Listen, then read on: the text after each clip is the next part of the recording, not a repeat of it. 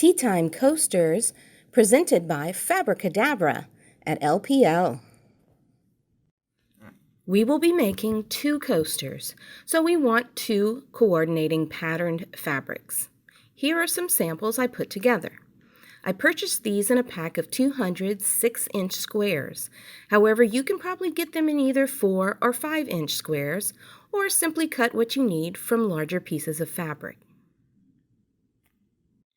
Next, we need 2 burlap squares measuring between 4 and 5 inches. You can substitute this with canvas. We also need 2 different teacup patterns, as well as 1 tea bag tab pattern. Whatever colored thread you wish, you can use thread to either blend in or to contrast with the fabric or burlap. Either a sewing machine or a hand sewing needle. A pair of sharp scissors. Mine are for fabric only, so they stay sharp. An iron-on adhesive like Heat and Bond Light, which can be found at craft or sewing stores. An iron. It does not need to steam, as we will only be using a medium setting with no steam. Tacky glue, which has a strong bond and can be used with fabrics as well as other crafts. I don't recommend using hot glue, as if you put a hot beverage on the coasters, the hot glue could melt. White embroidery floss, or any other color that you might wish. You could also use yarn, leather, or even a metal chain. First, we need to sew either 1/8 of an inch or a 1/4 of an inch around the edge of each burlap square. This is to help keep it from unraveling. If you do not use a thread that blends in, try using a different type of stitch like a zigzag to make it really stand out. Next, we need to cut out our patterns from the 2 different fabrics. I am using tape to secure the patterns onto the fabrics for cutting. Notice that I am making this project more visually interesting by pairing each teacup with the opposite pattern's tea bag tab. Okay, so now let's get started with cutting out around the edges of both teacups and both tabs. With this next step, you may need a smaller but still sharp pair of scissors, as we are going to cut out the middle of the handle of each teacup. I start off by folding the handle area in half, then cutting out a smallish curved shape from the tip of the handle to where the cup proper would begin. This gives me a kind of eye shape in the handle.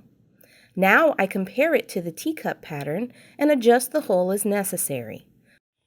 Here you'll notice that I've placed the teacups and tea bag tabs onto the burlap, and this is how I'm going to want my final version to look. I like the tilted look.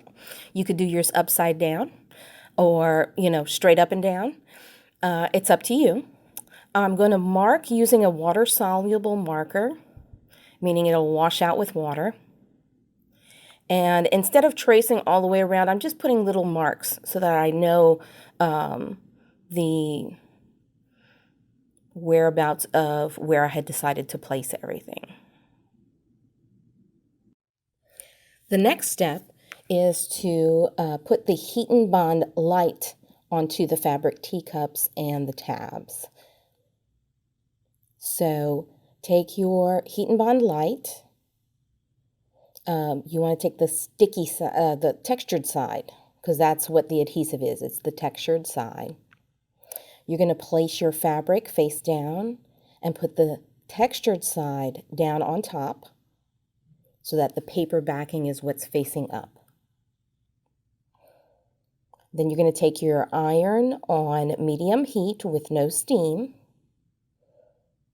and you're going to iron it for about 6 to 10 seconds. You may need more, you may need less. Then you're going to let it cool for a little while, and once that's done, you're going to peel the backing off, and it's going to leave a bit of a film on the back.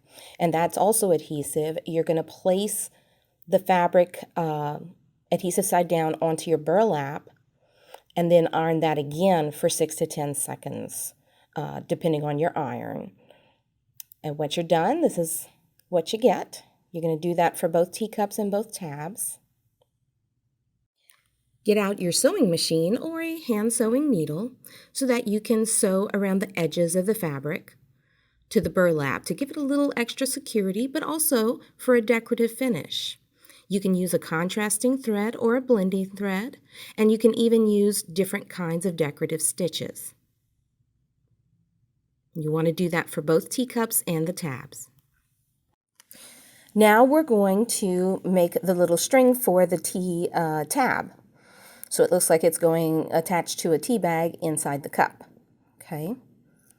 So the first thing we're going to do is grab the tacky glue, and you're going to want to just kind of make a line and make it kind of squiggly, you know, because it's string, so it doesn't, it's not going to be directly straight.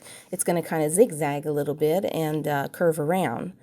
So here I am making my little line, and I even put a little hump at the top so it looks like it's going inside the cup. And then you're going to take your white embroidery floss or yarn or whatever you're using, and you're going to put it right on top of that glue. Now, alternatively, you could embroider the string. You could hand embroider the string on there using that same embroidery floss or different embroidery floss. It's kind of up to you. This is just a little bit easier.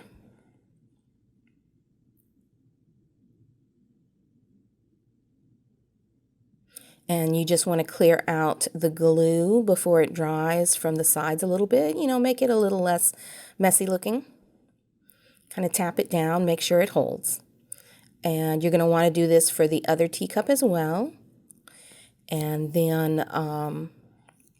you're going to want to let that dry, preferably overnight. And here's our finished product. 2 tea time coasters. You'll notice that each one of them is a little different. I left a very frayed edge on this one, and on the other one, I cut off the fraying to make a very clean edge, just to show you 2 different looks that you can do with this. Thank you for joining me for Tea Time Coasters, a Fabricadabra project.